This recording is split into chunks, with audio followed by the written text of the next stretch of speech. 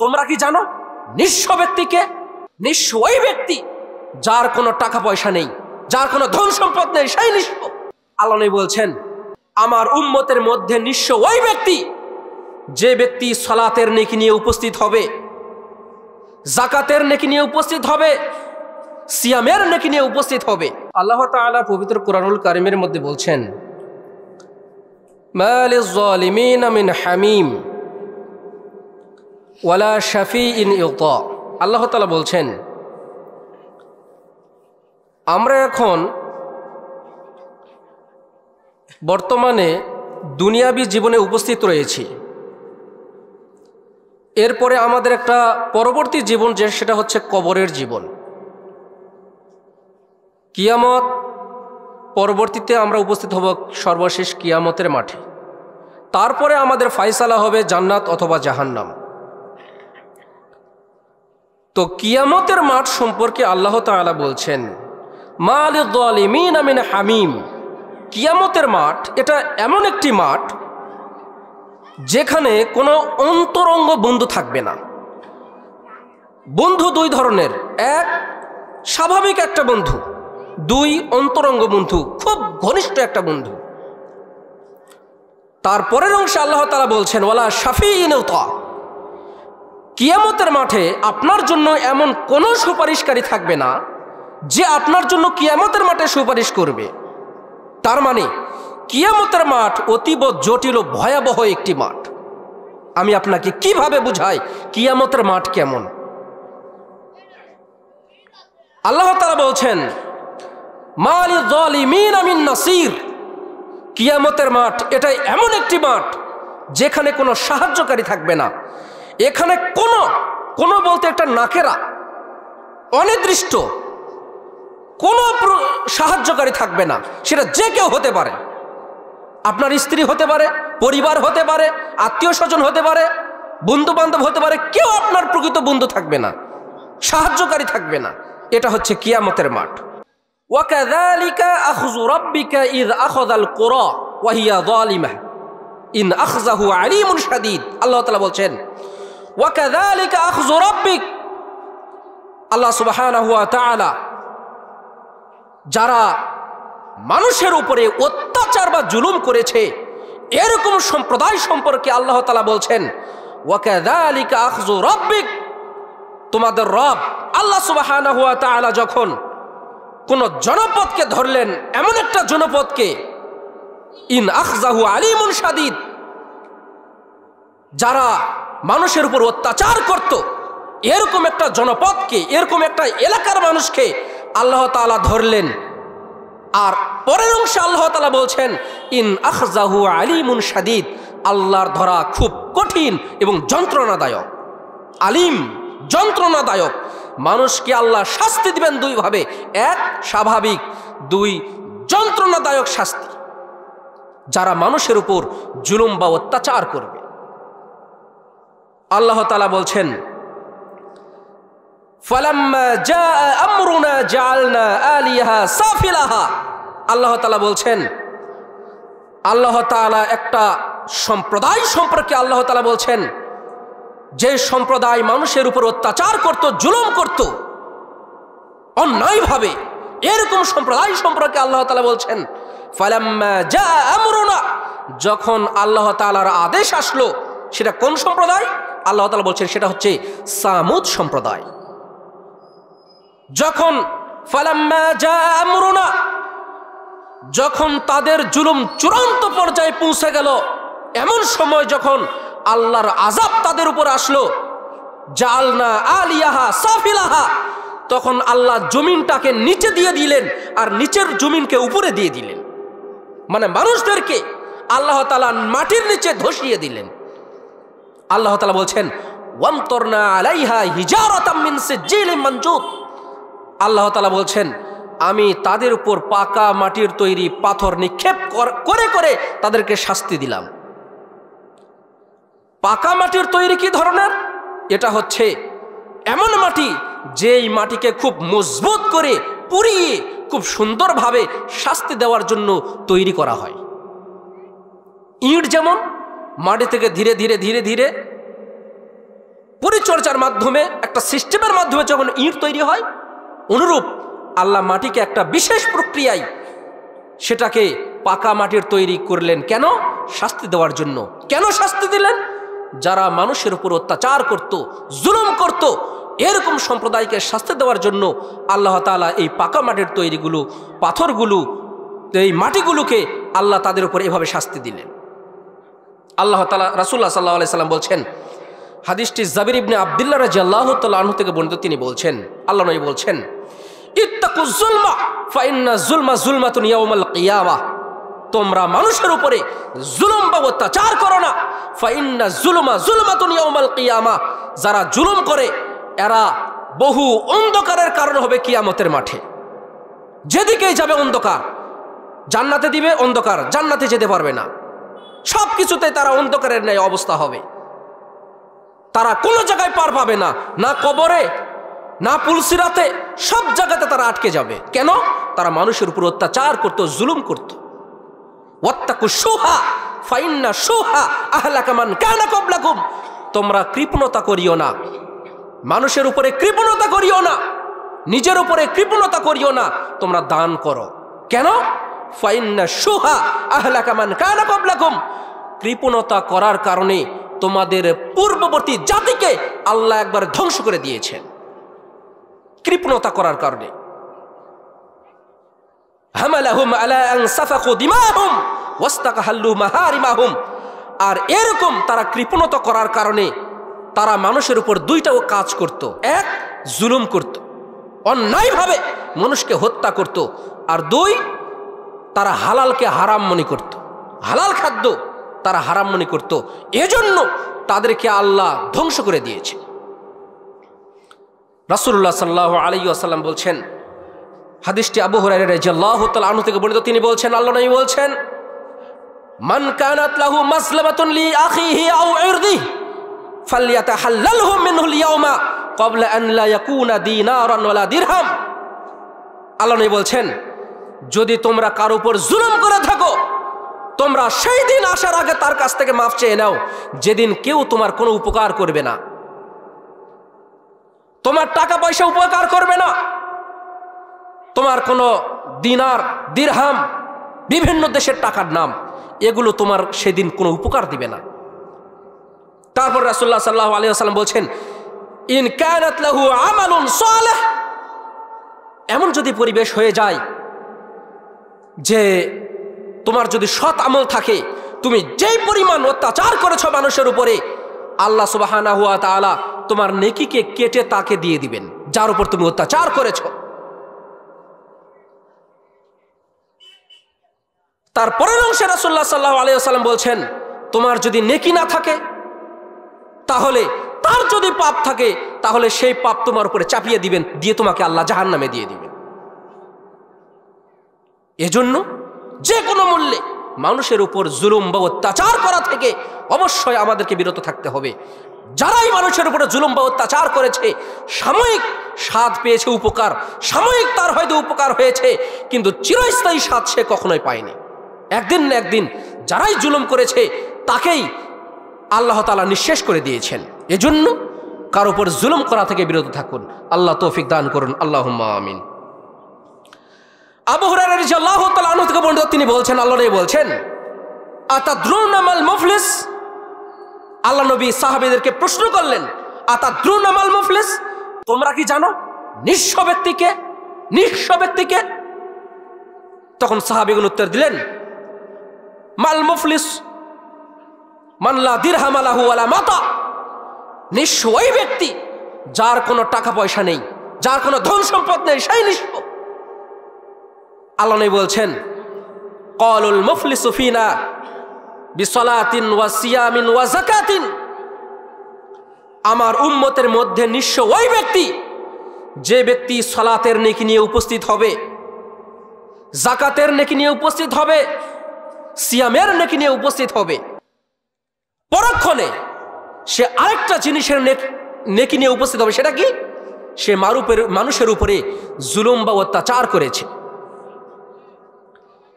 আল্লাহ নবী বলছেন, এমন একজন বান্দা যে সালাত, সিয়াম, জাকাত, এগুলো নেকি তার আছে।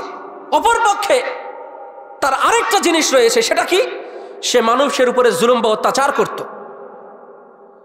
এই জুলুম বা অত্যাচার করার কারণে যার উপরে জুলুম করেছে সে যে ভালো কাজগুলো করত, সালাত, সিয়াম, জাকাত, এগুলো নেকি দিতে দিতে দিতে দিতে পরিবেশ এমন হয়ে যাবে তার আর কোনো নেকি থাকবে না। দিয়ে আল্লাহ পরিশেষে আল্লাহ নবী বলছেন তাকে আল্লাহ জাহান্নামে দিয়ে দিবেন।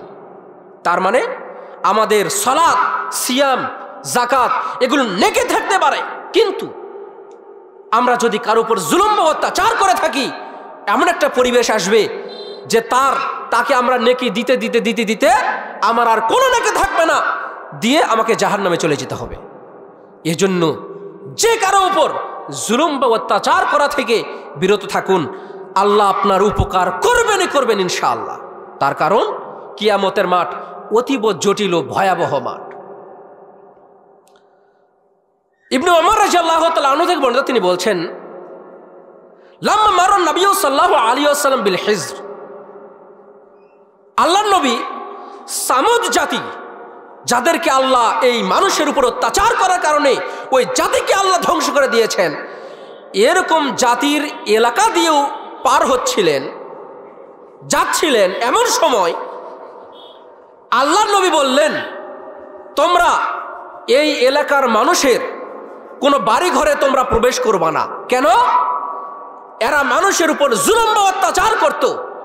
তোমরা যদি তাদের বাড়ি ঘরে প্রবেশ করো তাহলে তাদের উপরে যেরকম জুলুম আল্লাহর পক্ষ থেকে শাস্তি এসেছে তোমাদের উপরেও আসতে পারে। এজন্য তোমরা কার উপর তাদের বাড়ি ঘরে আর প্রবেশ করিও না। তো আল্লাহ নবী বললেন, সাহাবেগণ বললেন, তাহলে আমরা কিভাবে এই এলাকা পার হব? তখন আল্লাহ নবী বললেন, তোমরা তোমাদের তরবারিকে তোমাদের মাথার উপরে করে নিয়ে কাঁদতে কাঁদতে এই এলাকা দিয়ে তোমরা মাথা নিচু করে তোমরা এই এলাকা দিয়ে পার হয়ে যাও। তার মানে পৃথিবীতে ইতিহাস সাক্ষী, একজন আরেকজনের উপরে জুলুম বা অত্যাচার যদি করেছে তাহলে তাকে শাস্তি পেতেই হয়েছে। আল্লাহ এমন করেছেন যে সেই জাতিটাকে ধ্বংস করে দিয়েছেন, যেন মানুষ বুঝতে পারে যে মানুষের উপর অত্যাচার করলে, মানুষের উপরে জুলুম করলে আমার উপরেও সেই শাস্তিটা আসতে পারে। আবু হুরায়রা রাদিয়াল্লাহু তাআলা আনহু থেকে বর্ণিত, তিনি বলছেন, আল্লাহ নবী বলছেন, লা তুআদ্দুনাল হুকুকা ইলা আহলিহা। সাহাবীগণ, তোমরা শুনে রাখো, কিয়ামতের মাঠ এটা এমন একটি মাঠ, এখানে আল্লাহ কারো উপর অন্যায়ভাবে অন্য কোনো কিছু যে অবিচার করবেন এরকমটা তোমরা মনে করিও না। আল্লাহ কারো উপর অবিচার করবেন না, আল্লাহ কিয়ামতের মাঠে সঠিক বিচার করবেন। হাত্তা ইউকাদ লিশাতিল জালহায়ে মিনা শাতিল করনাই, এমনকি একটা শিংওয়ালা ছাগল যদি, যার শিং নেই এরকম ছাগলকে যদি গুতা মারে কিয়ামতের মাঠে, ওই যেই ছাগলের শিং নেই ওই ছাগলকে যেরকম গুতা মেরেছে, কিয়ামতের মাঠে আল্লাহ যেই ছাগলের শিং ছিল না ওই ছাগলকে আল্লাহ শিং প্রদান করবেন, দিয়ে বলবেন, এই যে তোমাকে দুনিয়াতে গুতা মেরেছিল আজকে তুমি তার প্রতিশোধ নাও। তার মানে দুনিয়াতে সাময়িকভাবে কেউ যদি কার উপর জুলুম করে, হয়তো মনে হতে পারে যে আমি খুব কষ্টে আছি, না, ইনশাআল্লাহ কিয়ামতের মাঠে আপনি আর প্রতিদান পাবেন ইনশাআল্লাহ। আপনি ধৈর্য ধরে থাকেন, আর যদি ধৈর্য ধরতে না পারেন, যদি আপনার শক্তি থাকে, তাহলে আল্লাহ নবী যেটা বলছেন সেটা হচ্ছে, সাঈদ ইবনে যায়েদ রাদিয়াল্লাহু তাআলা আনহু থেকে বর্ণিত, তিনি বলছেন, আল্লাহ নবী বলছেন, মান আখাযা শিবরান মিনাল আরদি যুলমান ফাইন্নাহু ইউতাওয়াকু ইয়াউমাল কিয়ামা। যে ব্যক্তি, মান আখাযা শিবরান মিনাল আরদি যুলমান, যে ব্যক্তি অন্য কারো সামান্যতম পরিমাণ, হালকা পরিমাণ, অল্প একটু পরিমাণ যদি জমি দখল করে, কিয়ামতের মাঠে আল্লাহ যে দখল করেছে ওই ব্যক্তিকে ওরকম 7 গুণ পরিমাণ জমিন তার উপরে তার গলায় ঝুলিয়ে দিবেন আল্লাহ। সবাই দেখবে সেই ব্যক্তি যে মানুষের জমি অন্যায়ভাবে জুলুম করে যে ছিনিয়ে নিয়েছিল, এটা সবাই সেদিন দেখতে পাবে। আরেকটা হাদিস আল্লাহ নবী বলছেন, যে 7 ওরকম 7 গুণ পরিমাণ তাকে খুঁড়তে বাধ্য করা হবে, তুমি খুঁড়তেই থাকো, খুঁড়তেই থাকো। রাসূলুল্লাহ সাল্লাল্লাহু আলাইহি ওয়াসাল্লাম বলছেন, হাদিসটি আবু হুরায়রা রাদিয়াল্লাহু তাআলা আনহু থেকে বর্ণিত, তিনি বলছেন, আল্লাহ নবী বলছেন, মাতলুল গনিয়ে যুলমুন ফাইদা উতবিয়া আহাদুকুম আলা মুলিয়িন। আল্লাহ নবী বলছেন, কোন ব্যক্তির যদি সামর্থ্য থাকে এরকম যে সমাজে একজন নিঃস্ব দরিদ্র মানুষ, অসহায় মানুষ, যে খুব ঋণের মধ্যে রয়েছে, এরকম মানুষের ঋণ যদি আপনি পরিশোধ না করেন, আল্লাহ নবী বলছেন, তাহলে তোমরা সমাজের মানুষ, তার উপরে তোমরা জুলুম করলা। তার মানে কারো যদি সক্ষম হয় যে আমি তার ঋণকে পরিশোধ করতে পারবো, আল্লাহ নবী বলছেন তাহলে তোমরা সেটা করো, না হলে তোমরা জুলুমকারী হিসেবে কিয়ামতের মাঠে উপস্থিত হবা। এজন্য আপনাদের উদাত্ত আহ্বান থাকবে যে এই দুনিয়াতে সাময়িক অল্প কিছুদিনের জন্য এসে আমরা একজনের উপরে অন্যায়ভাবে অত্যাচার করে, জুলুম করে কিয়ামতের মাঠে আমরা যে উপস্থিত হব, হয়তো মনে হতে পারে যে আমি দুনিয়াতে অনেক দাপটের সঙ্গে থেকেছি। জি না, আপনি দাপটের সঙ্গে থাকেননি। কিয়ামতের মাঠে ওই যে আপনি যার উপর জুলুম করেছেন, ওই ব্যক্তি কিয়ামতের মাঠে অনেক আনন্দ উৎফুল্ল হবে, আল্লাহ আমি কিয়ামতের মাঠে ধৈর্য ধরেছিলাম, আমি সেদিন বুঝতে পারি না, আজকে তোমার ফলাফল বুঝতে পারছি আল্লাহ, আমি অনেক খুশি, আলহামদুলিল্লাহ। এজন্য আপনি কারো উপর অন্যায়ভাবে জুলুম করতে যায়েন না। জুলুম খুব কঠিন ও ভয়াবহ একটি পাপ। আমি আপনাকে কিভাবে বুঝাই, যদি কিয়ামতের মাঠে আমি আপনাদের সামনে যদি উপস্থিত করাতে পারতাম, তাহলে আমি আপনাদেরকে বুঝাতে পারতাম যে কিয়ামতের মাঠ কত জটিল ও ভয়াবহ মাঠ। যেদিন কিয়ামত উপস্থিত হবে, একজন গর্ভবতী নারী সে বুঝতে পারবে না তার সন্তান কিভাবে হলো, তার মানে তার সন্তান ভূমিষ্ঠ হবে, সে বুঝতেই পারবে না যে আমার সন্তান হয়ে গেল। অথচ আল্লাহ নবী বলছেন, আল্লাহ তাআলা বলছেন যে এটা একটা হাদিস এবং একটা আয়াতের সমন্বয় অর্থ, যে ওয়াহনারা আলা ওয়াহনিন, তোমার মা তোমাকে কষ্টের পর কষ্ট বরণ করে, মানে খুব কষ্ট করে তোমাকে গর্ভে ধারণ করেছেন। আল্লাহ নবী বলছেন, ওমর রাদিয়াল্লাহু তাআলা আনহু এর হাদিস, ওমর রাদিয়াল্লাহু তাআলা আনহু তার মাকে কাঁধে করে নিয়ে কাবা ঘর তাওয়াফ করলেন। তাওয়াফ করার পরে আল্লাহ নবীর কাছে এসে বলেন, আল্লাহ নবী, আমি খুব কষ্ট করে প্রচন্ড রোদের মধ্যে আমি আমার মাকে কাঁধে করে নিয়ে কাবা ঘর তাওয়াফ করেছি। তাওয়াফ করা বোঝেন তো? তাওয়াফ মানে প্রদক্ষিণ করা, ঘোরা। 7 বার পা ঘুরতে হয় না, তাওয়াফ করতে হয়। ওঠো। তো আমি আমার মায়ের কি ঋণ পরিশোধ করতে পেরেছি? আল্লাহ নবী উত্তর দিলেন একটা কথাই, সেটা হচ্ছে যে তোমার মা যখন তোমাকে গর্ভে ধারণ করেছেন, সেই সময় যে কষ্টটা পেয়েছেন, তার কিঞ্চিত পরিমাণও তুমি ঋণ পরিশোধ করতে পারোনি। সুবহানাল্লাহ। তাহলে একজন মা কত কষ্ট করে সন্তানকে গর্ভে ধারণ করেন। আমাদের উচিত পিতামাতা যতই ভুল করুক, আপনি সন্তান হিসেবে আপনার মায়ের সাধ্যমতো সেবা যত্ন করা। আমরা করতে পারবো তো ইনশাআল্লাহ? আমরা সাধ্যমতো চেষ্টা করবো ইনশাআল্লাহ। তার কারণ পিতামাতার দোয়া এমন একটি দোয়া, যে দোয়া সালাসু দাওয়াতিন মুস্তাজাবাতুন, 3 জন ব্যক্তির দোয়া 100% কবুল হবে। তার মধ্যে একজন দোয়া হচ্ছে পিতামাতার দোয়া, আরেকটি দোয়া হচ্ছে মাজলুম ব্যক্তির দোয়া। আপনি যার উপর জুলুম করেছেন, ও যদি দোয়া করে 100% কবুল হবে, এতে কোনো সন্দেহ নেই। আরেকটা হচ্ছে মুসাফির। আপনাদের গ্রামে অনেক মুসাফির আসে না? এই মুসাফির যদি আপনাদের কোনো দোয়া করেন, খাস করে এই দোয়া 100% কবুল হয়ে যাবে। এই 3 জন ব্যক্তি থেকে খুব সতর্ক সাবধান থাকবেন। 3 জন ব্যক্তি কার কথা বললাম?